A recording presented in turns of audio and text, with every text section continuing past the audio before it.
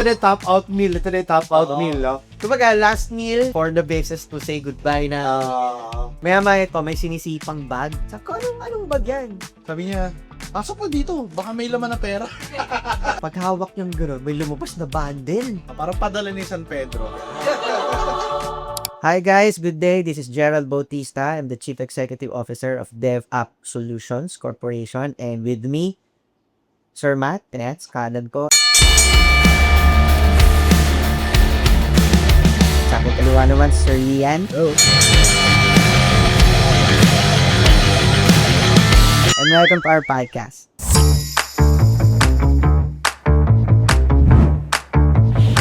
We're called LED Talks. Bakit LED Talks? Katanong ng TED Talks, katanong lang. Pero LED, ang ibig sabihin yan, leadership, entrepreneurship, saka digitalization. Which is something na ginagawa namin day in and day out. Kaya, halika na't mag-LED, mga ka-LED. I'm Ian. I'm the COO of DevApp NND. What they do? Ano ginagawa? Ano yung madami? May sa operations. Yan, sa client relationship. Ganyan. Tumutulong din ako sa sales. Yan. So, yun day-to-day ko. Ano yan? Ang day-to-day mo? I will also do taste test. Masayaw. Taste tester, no, ng mga pagkain, no. So, kung nakapunta kayo na flavors, tikman nyo na okay yung mga pagkain. Dumaan sa atin yan.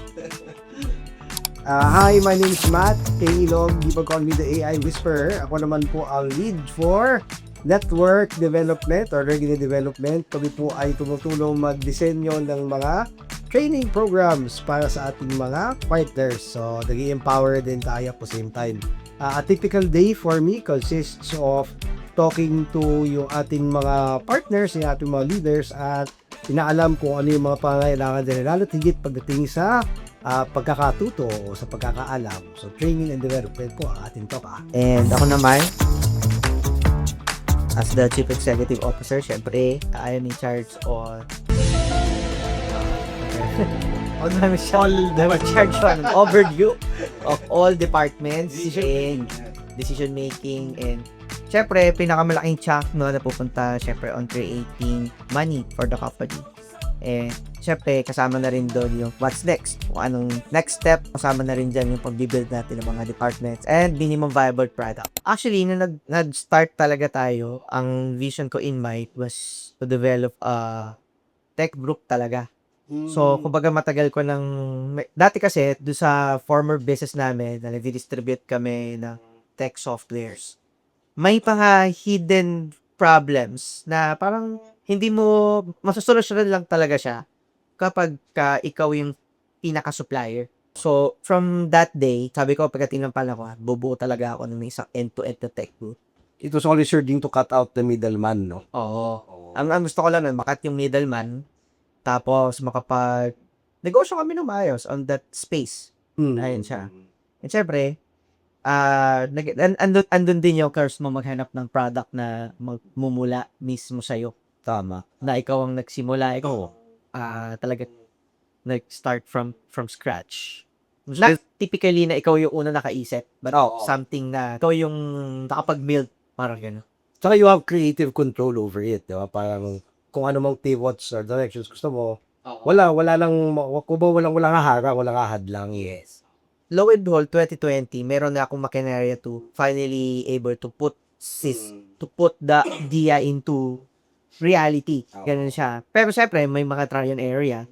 May mga maling builds, may mga setup na hindi fit until such time na natimpla natin na maayos yung grupo natin. Nagsisimula sa grupo, no? Kasi yung technology, can be mastered. Of course, different people does technology differently. Yeah, sure. But the core foundation, yung grupo talaga, nung nagkaroon ng magandang synchronization, yun na.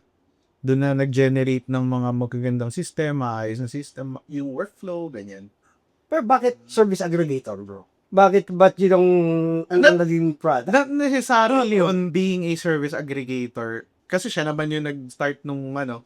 Pero ako ang nakita ko personally, first, tech is really the next big thing or ongoing na sa ibang bansa. Ganyan. And I know here in the Philippines that there's a gap, no, between the workers or the businesses in utilizing tech. So I know na merong opportunity talaga. Malaki yung gap, no? Milyo yung gap. So there is an opportunity to fulfill that gap, to be the solution in that problem. Actually, even now with so many clients and so many people adapting to tech, still there's a big gap na di nauubusan eh. Araw-araw may namimit kang bagong business na may problema sa technology. Na may kailangan no? Yes. So, providing service naman to yung sa AYS, ano yan eh, the proposition na we saw is that a pricing na, kumbaga, na-adapt na ng Pinoy kung paano maging consumer when it comes to technology. The retail population, no? Which is proven by Grab, then Banda, Shopee, ganyan. Then, we're like, what's next? Di ba? Ano yung next na mako-consume? So, AYS came about. No? The only challenge, in fact, the biggest challenge, yung Grab, Food Panda, mga point A to point B, marami kasing gumagawa sa abroad. Tama. So, the blueprint, the competition is there. That means yung ecosystem na, kasi, put it simply, naggagayan lang rin naman yung mga yun. Totoo. So, na fast track yung growth, no? May basis sila may basis sila. In AYS, nung in-start namin dito, wala kami naririnig na may gumagawa. 2015, 2014, may sumubok, mga ganyan. Pati namin narinig, parang they didn't make it big, di ba? So, nakita na, okay, magandang opportunity dito. Pero may gumagawa sa ibang bansa. So, malaki rin. Billions din ng sa ibang bansa. Ba't wala gumagawa dito? So, yun yung nakita na. May gap talaga. Then, ginawa namin. Until, ang daming challenges, not just that, no? When we started, dyan na siguro dahil nakapasok na kami sa industry, no? Meron na kami nakita may gumagawa ng ganito, may local, may nakita kami, foreign company, tataya, $1 billion as capitalization nung company, on the same proposition, providing service. Pero matagal na yun. Ngayon wala na sila. So, we're so far the Longest surviving. Parang gusto namin sobay sa Grab. Tapos, ang nangyari, pandemic yun. Pandemic times. Na-realize namin na masyadong malaki yung Grab para kalabanin mo. Saka ang dami na nagko-compete doon sa market na yun. Tama.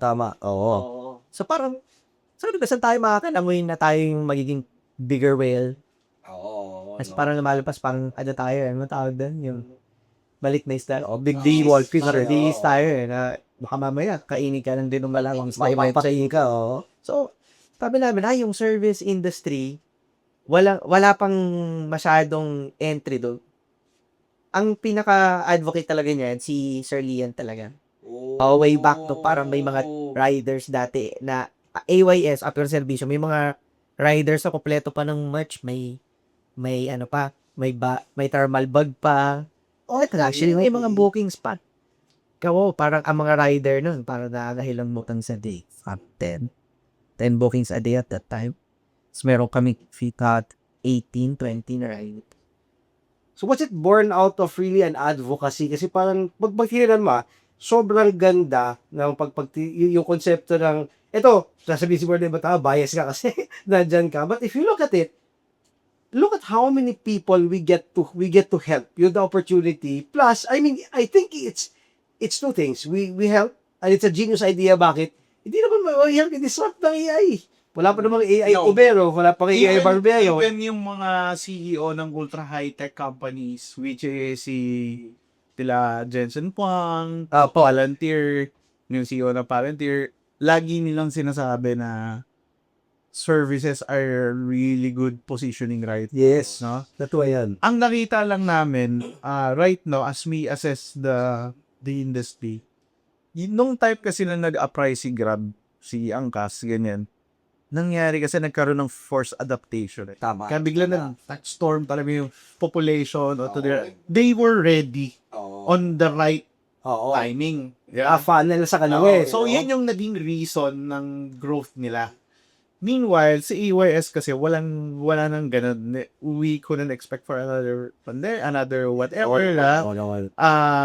Ang name of the game right now, what's here is that to survive, to remain in the industry until you establish right amount of foundation. Tama. Ano siya parang when Coca-Cola, Pepsi, or the chocolate companies established their Propolis. So, what's that? Yun yung, nagsimula sila way back then na. Nas hanggang sa naging dumating sa point yung population familiar na with the brand. Tapos saka it's a battle of attrition na eh. Yun ang Pahinugan, ano? pahinugan kumbaga. So, Tama. that's why may mga pumapasok like what I mentioned earlier, may billion-dollar capitalization, may mga nagtitry. That's why they couldn't make it kasi they have, I'm not sure about their operations, but on our operations, we designed it to be very lean. Stay in the game. Kahit may lumaban na malaking company na lagyan nila ng service bigla yung million population nila. Hindi kami basta matitibag, pero sila, they would be burning billions on OPEX, di ba? Big difference. That's what we're trying to do right now. To grow organically, in a practical manner, in a sustainable manner. Tama. We might not win now, but we'll win eventually. Oo. Unless magkaroon ng catalyst, gaya ng nangyari nung pandemic, we won't know what kind of event would it na magiging catalyst, no? But we know if that happens, we're in the right position, we're in the right timing, we're already in the field, di ba? We're ready to. And I think should it happen, wag naman sana, no? But we can be an instrument to deploy people. Kasi vetted yung mga providers natin eh, no? So, we can be an instrument to deploy people to provide solutions where others will not have that chance. Yes, to. Nakakatuwa. Sa bihira ka lang makakita ng business na may advokasya talaga. Oh, totoo. Kumbaga, startup concept siya. But yes, it's a business, pero actually parang nakakatulong ka na rin sa mga tao eh. Na magkaroon ng trabaho sa marangal na paraan gamit yung skills na talagang meron sila. Diba? Totoo. Let's talk about beginnings, brothers. I know we all come from different backgrounds. We're in a tech-forward company right now. We're in a tech company. Has tech always been in your background ba? Oo. Really? Always be. No. Even academic days, kahit nung school time pa. Way back 2008. Although, mechanical engineering yung course patawag dyan, course or program na, nandun ako at that time. May coding.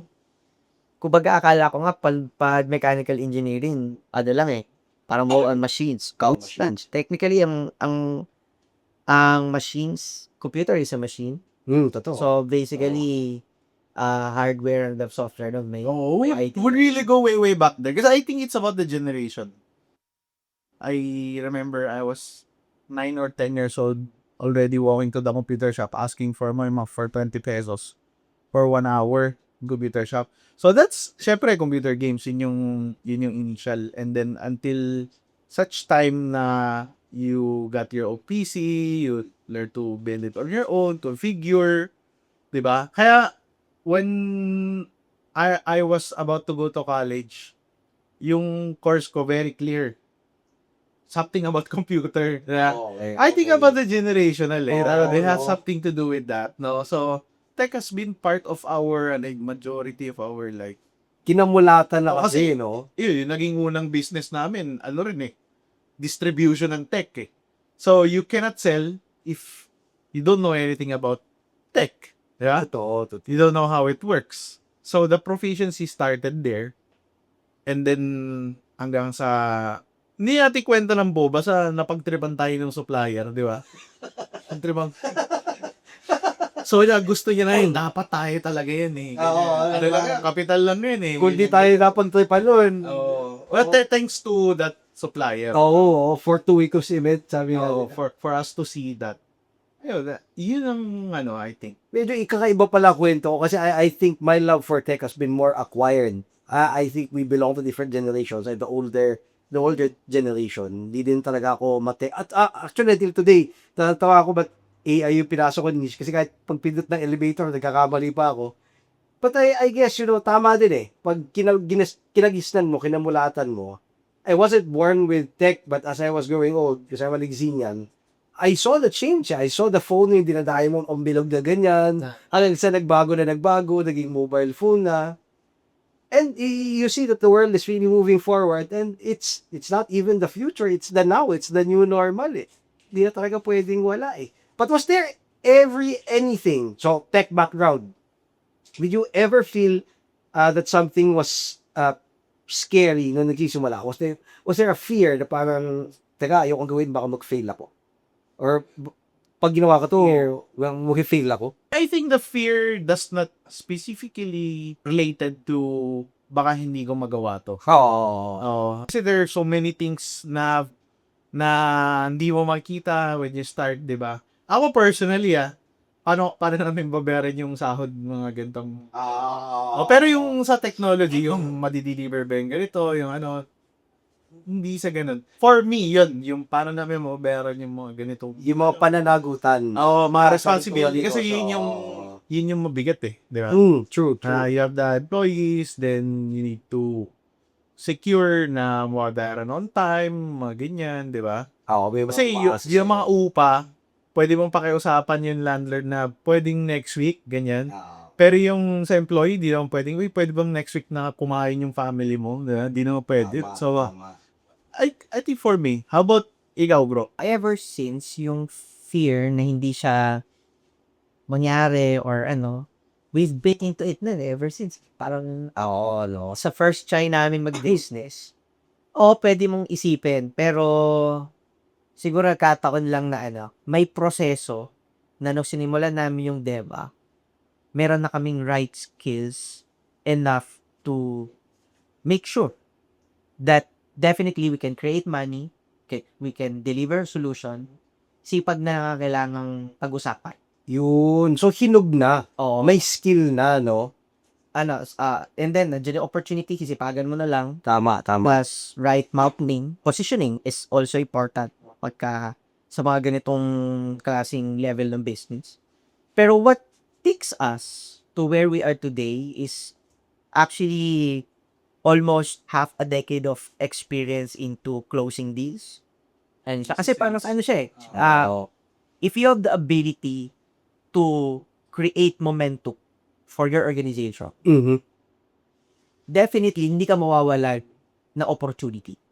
Tama. Ayun siya. So if you're doing something, make sure na ikaw yung source.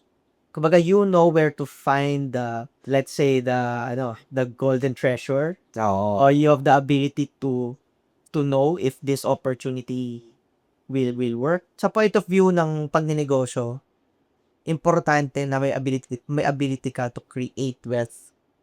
Na binigay din ni Lord sa'yo, di ba? So once na yung skill na yon right enough, saan mo dalhin yan? Mamubunga yan. Item business. I think there were a lot of things that came along the way, but then for you to recognize, hindi, ito yon. Well, napag-brainstorming yan. Napag-iisipan through the day, gano'n. Parang to put it simply, sa atin, sa generation natin, kahit sa mga batang nanonood sa atin ngayon, the question is, saan mo dinadala yung 20s mo ngayon? Di ba? Na between 20s and 30s, lahat ng skills na ma-develop mo dyan, pagdating mo ng 30s, pwede mo nang i-abuse yun. Pwede mo nang i-dire-diretso. Kasi pagkalikila doon eh. Some of people, parang inis pa, bata pa ako, so gusto na ako, man. Mawawalwal muna ako, di ba? Bata pa ako eh. Pero hindi nila nakikita na yung skill development from 20s to 30s will actually affect you pagdating ng 30s. Kasi nga-delay yung development nila eh. Yes. Kaya sa 30s na ako late 20s pa lang kasi ako ngayon. Si Sir Ian, late 30s na siya. Yes na pala.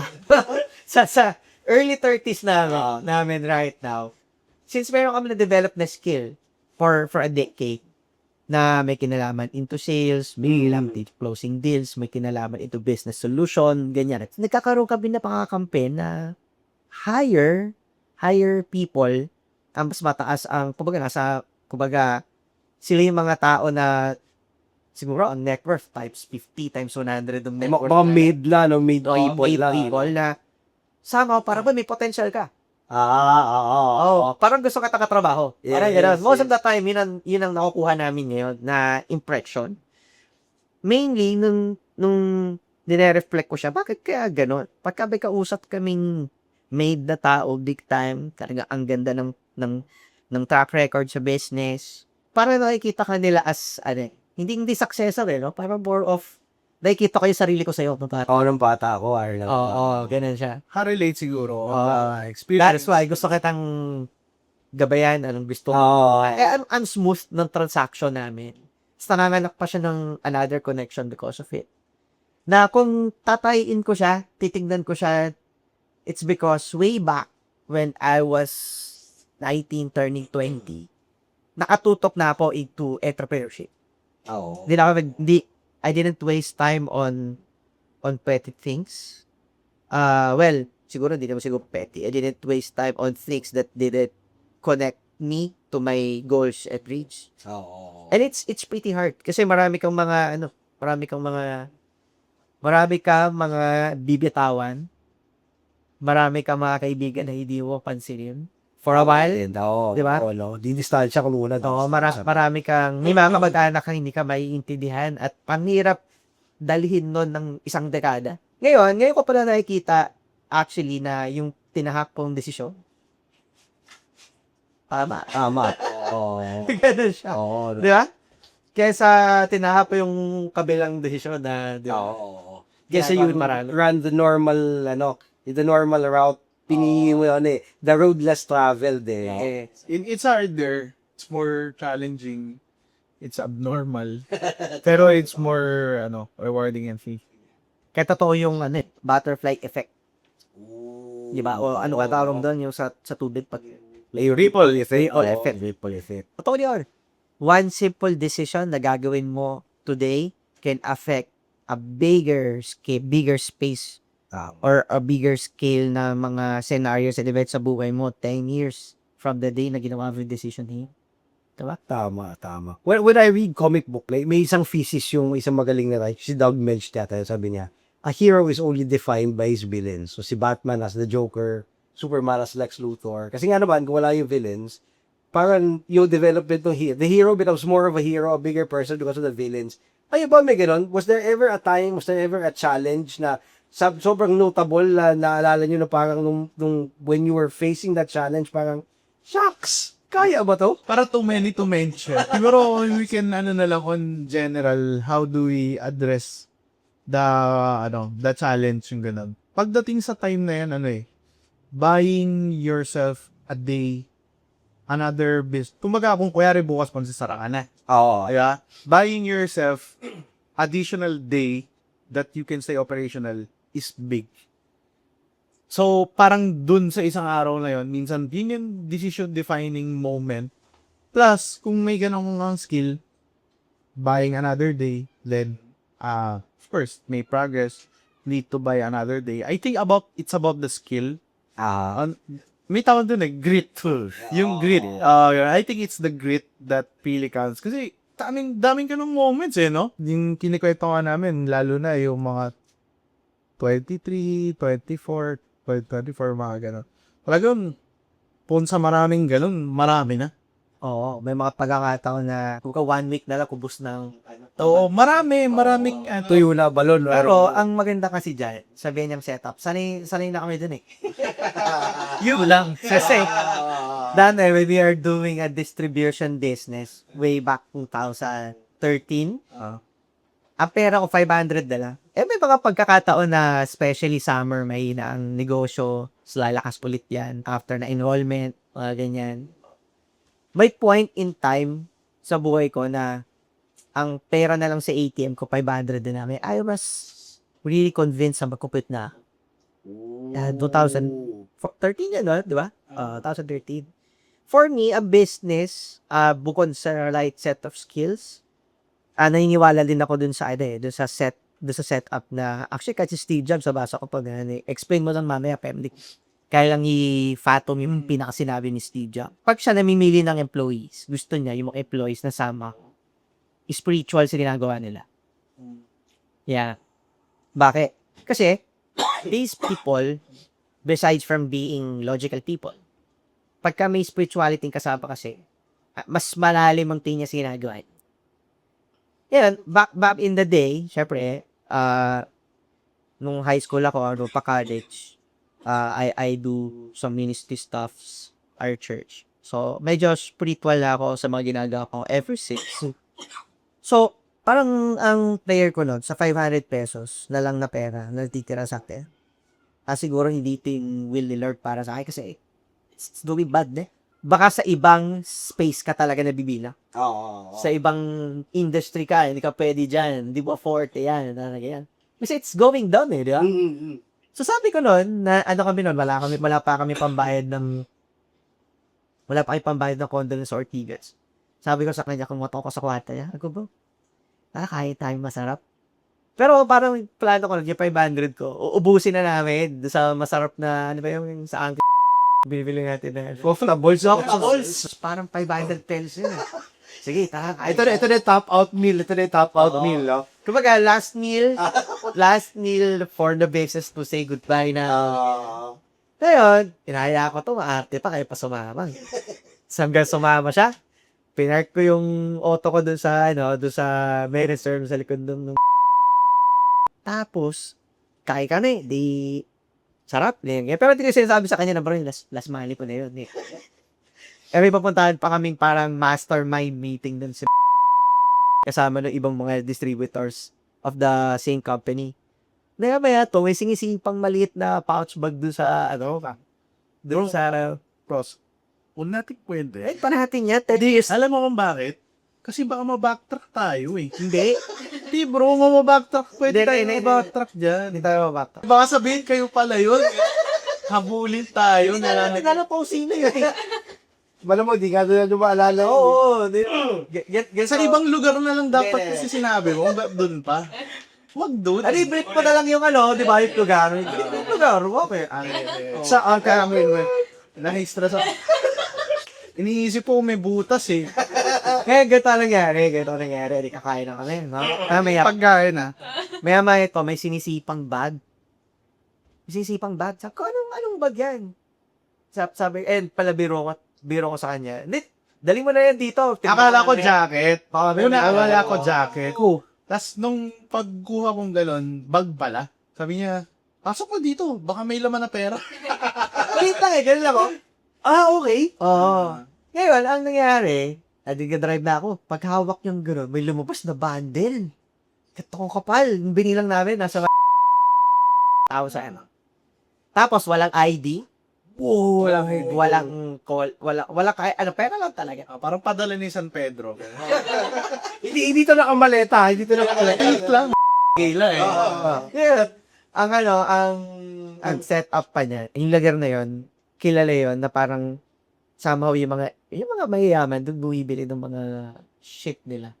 No, bumibili ng mga doon nagkakapalitan, no? Oo, doon nagkakapalitan yung lugar na yon. So parang iniisip namin, kung babalik tayo at hahanapin natin kung sino nag-iwan niya. Mataboy pa tayo. Wala namang pangalan, walang ID, walang wallet, walang kahit pera lang. Sabi ko, baka sign na to. So, ginamit namin yung pera na yun para itaguyod ang sarili namin. Pabalik. And itong scenario na to, hindi lang to nangyari ng isang beses. Yeah. Hindi pera ha, hindi kami marami beses nakapulot ng pera. Pulot na. Yung concept na mamamatay ka na bukas. Oo. Pero may dumarating na, hindi ka magkupit. Ito, tuloy. Laban lang. Tuloy lang at tuloy rin gano'n hanggang sa, kumbaga, kung mayroong mga 25 na nangyaring gano'n, meron. Actually, one of the things na nangyari recently, meron kaming deal na supposed to be keeping us alive for the next 24 months. Yung deal na yun, nawala. Kumbaga, nangyari lang siya ng 6 months. Ooh. Oo. Kesyo ganito daw, kesyo ganyan daw, etc. etc. Pero, before that thing happened, alam na, kumbaga parang nararamdaman ko na, napapunta na talaga doon. Oo. At na-stop na talaga siya. Walang worry, kasi may dumating naman na client coming from an enterprise company na kung ano yung ibibigay nito, nitong deal na to, mas malaki pa. Can cover up for everything. Sabi, no, laging meron, ano? Oo. Laging meron. Tapos, nung nangyari tong deal na to na nag-show stop, bago rin siya nag-start, nung dumating din siya, parang heaven set din siya. Ganun. So, parang, Basta marami. oo. Ano yan eh, yung pag-usapan muna natin yung nag-show stop na yun. Heaven sent siya kasi, merong extrang pera na sobrang liit lang na tinaya namin sa expo. Doon namin na-meet yung setup na yun. Wow. Ano yan, sa Phil SME. Okay. I've seen the pictures. I've seen the Yes, pictures. Okay. So, nagkaroon ng super okay na deal doon. Tapos, sa competition ko for 34 months, wala na kami iisipin. So, kumbaga, may time pa kami na yung mga sarili nating product naman ang pabuhusan natin ng oras. Kasi buhay ka na ng 24 hours. Tama. Ngayon, ano nangyari? Yun nga, lo and behold, 6 months, parang hindi kinaya. So, yung kausap natin, sabi, ganito nangyari, nasa financial, ako ngayon. So, pause muna natin yung ginagawa natin and all. So, bigla naman dumating to. Out of nowhere. Parang pagdating namin doon, dahil ready kami, merong nandyan yung skill, nandyan yung opportunity, and you've been into action for more than a decade na. So, ano mo yung gagawin mo? Right place, right time, right opportunity. Plus, syempre, you prayed for what you're doing. Yung nawala, napapalitan ng mas maganda. So, parang hindi ko rin masabi na mahirap siya, oo.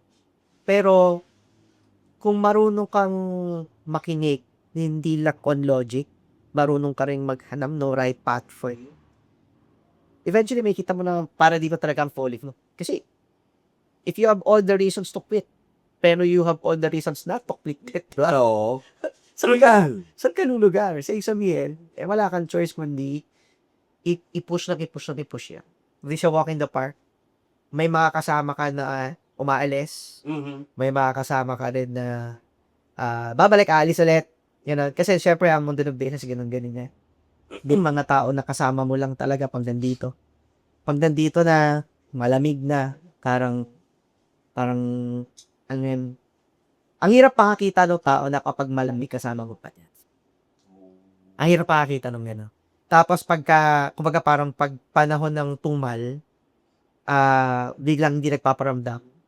Pero sa negosyo ganun, kailangan mo tanggapin na may tumal days. Tama. Oo. Pero problema, pagka naman high time naman, doon naman nagpaparamdam. Di ba parang nakakatawa lang na nakakainis. Di ba? Na parang, ganun pala. Ang thinking ng ibang tao, hindi ko naman masama yun, pero ang thinking ng ibang tao pala, para sa kanila, if that business is really good, dapat yan laging high time. Oo. May mga gano'n. Maybe because hindi nila alam how to start it. Hindi nila, nandun lang sila, nanonood lang sila. Gusto lang nila maging part ng masayang side ng business. Pero, pag pababat, may mga problema na kailangan mo solusyonan. Tama. Wala sila to. Siguro they don't understand the concept of seasons, no? Nagpapalit-palit eh. Hindi naman parating tag-araw, hindi naman parating tag-ulay. Kailangan mo rin tanggapin na may season na pag ganun. Kasi doon ka matututo, doon ka gagaling. At coming from that setup, scenario, or anuman challenges na dumating, hindi nyo mag-aangat sa'yo. Tama. Kasi magagamit mo din yung nangyari dito para makaangat ka. Kesa naman puro ka paangat, di mo na alam kung anong hihinto. What's one lesson you'd like to share to our viewers sa mga gustong magsimula?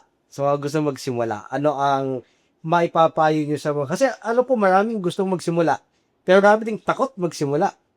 And yet, I guess one of the takeaways from the episode is nakita nila na parang Ako nakita ko sa inyo, you stayed ready.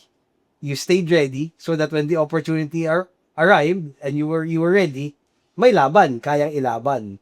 But if you were to give an advice to somebody kung may lalapit sa iyo ngayon, gusto ko magsimula, paano ko sisimulan? For me, don't rush things kagad na parang biglang gusto mo yaman kagad.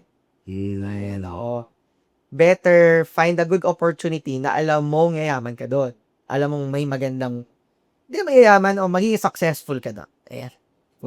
For the lack of better term. Tapos, build your skill enough na isa ka sa magiging best people dun sa space na ginagalawan. One that creates momentum, one who knows the ups and downs, that you can easily pick a decision based on your experience. Kumbaga, kung gusto mo mag-start, hanap ka ng isang industry and make sure na ikaw yung magiging pinakamagaling mo.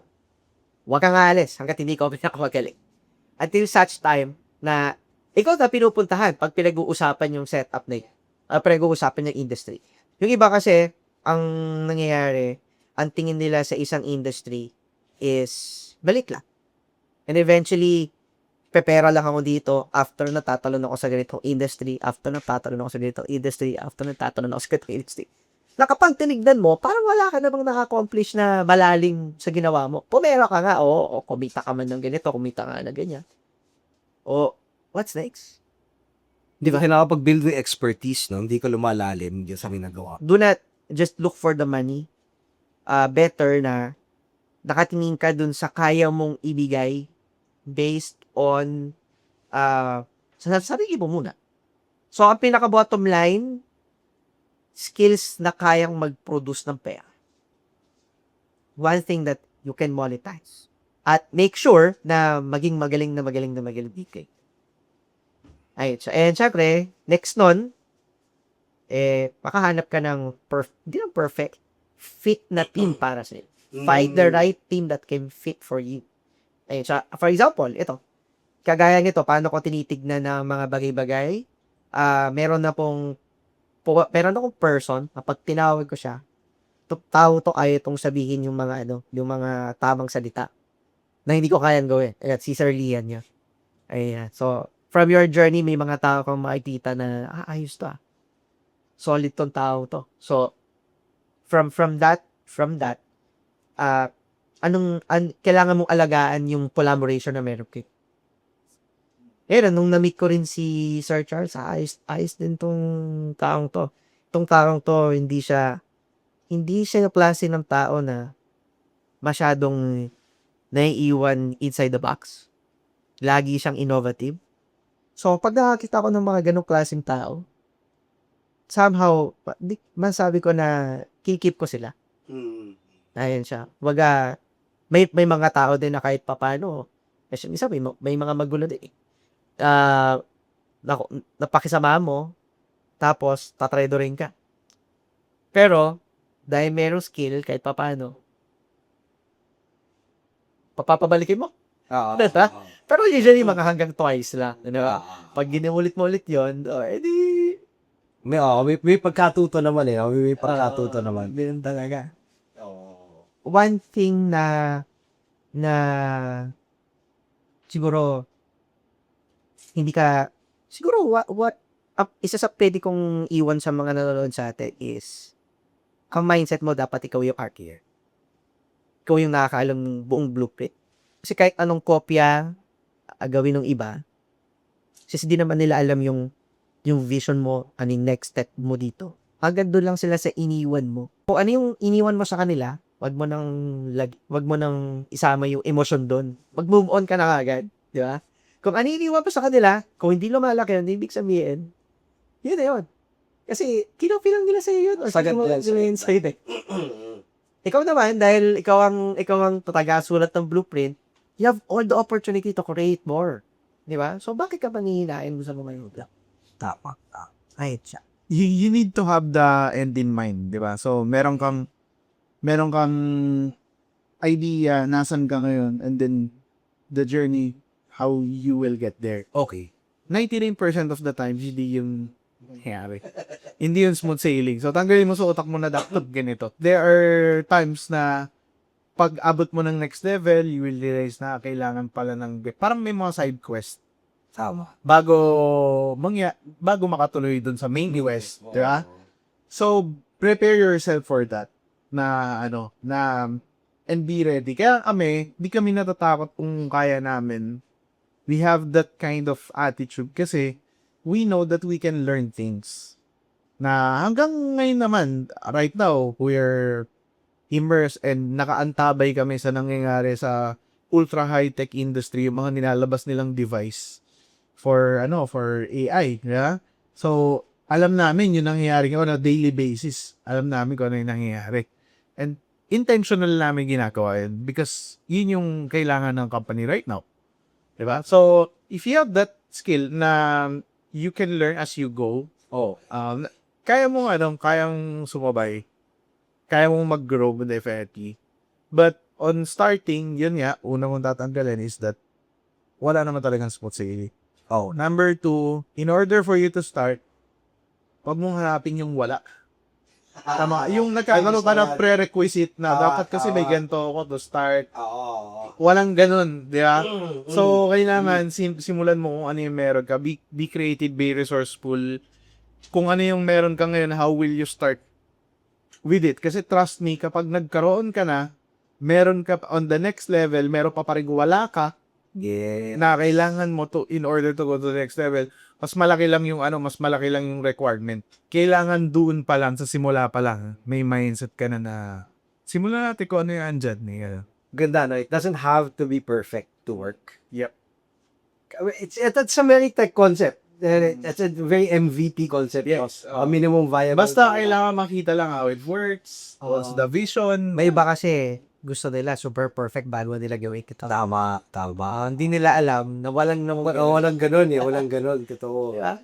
Saka sa panahon natin ngayon, hindi na uubra yung bago ka maglabas perfect kasi baka paso na yung concept eh. Pag na-perfect ba na, but we perfect it along the way. It gets perfected along the way. Technology talaga, in my line of work as the AI Whisperer naman, I always say, technology is a mirror. Galing So, technology is a mirror of life. How we see technology, yung minimum viable product mindset, gano'n din talaga siya sa buhay Hindi mo kailangan magsimula ng perfecto. Simulan mo, pag viable na yung product, minimum viable, tuloy-tuloy mo. Agad sa maabot mo yung kaka-iterate mo, gaganda yung produkto. So, we hope, mga ka-LED Talk, that you are learning and tuning into the episode. Of course, hindi na po ito. Masusundan pa ng iba pang mga episodes ang ating LED Talks, where we talk about leadership, entrepreneurship, and digitalization.